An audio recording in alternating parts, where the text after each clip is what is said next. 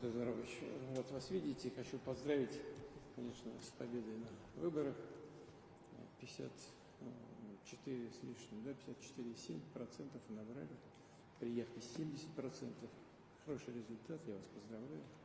Да, собственно говоря, большой новизны для вас нет, вы уже давно работаете, и были вице-президентом, да, это, знаю, что избирательная кампания шла так достаточно